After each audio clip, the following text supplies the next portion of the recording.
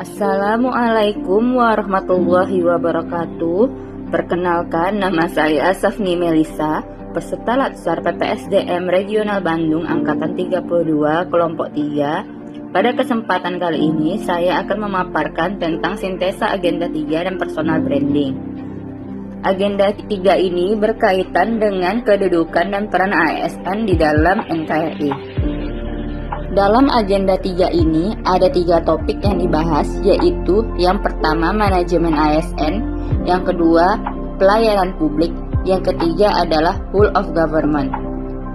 Dalam Undang-Undang Nomor 5 Tahun 2014 tentang ASN atau aparatur sipil negara merupakan profesi bagi PNS atau pegawai negeri sipil dan P3K, pegawai pemerintah dengan perjanjian kerja yang bekerja di instansi pemerintah.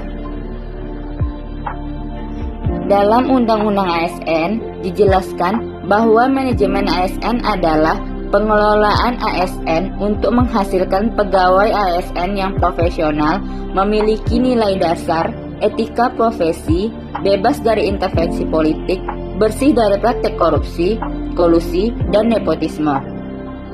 Ada beberapa hal yang mesti dipahami dalam manajemen ASN, yaitu kedudukan, peran, hak dan kewajiban, serta kode etik ASN.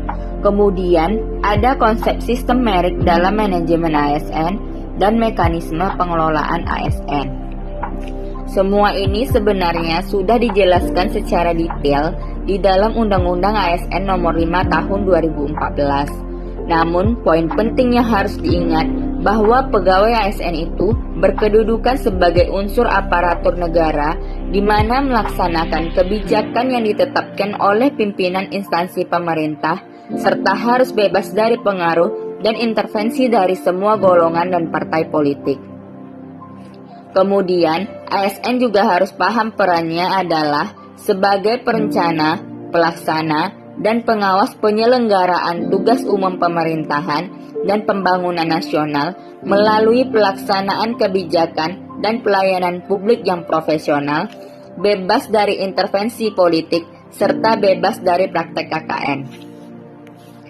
Kemudian dalam pengelolaan ASN ada istilah sistem merit, di mana ini adalah kebijakan dan manajemen ASN yang berdasarkan pada kualifikasi, kompetensi, dan kinerja secara adil dan wajar dengan tanpa membedakan latar belakang politik, ras, warna kulit, agama, asal-usul, jenis kelamin, status pernikahan, umur, ataupun kondisi kecacatan. Yang kedua adalah pelayanan publik.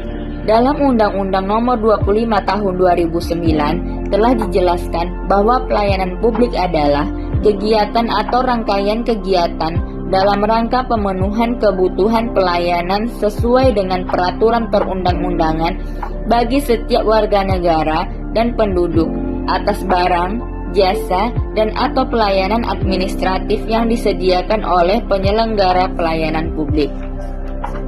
Kemudian, dalam melayani publik, ASN harus berpegang pada prinsip-prinsip kesederhanaan, kejelasan, kepastian waktu, akurasi, keamanan, tanggung jawab, kelengkapan sarana dan prasarana, kemudahan akses, kedisiplinan, kesopanan, keramahan, serta kenyamanan.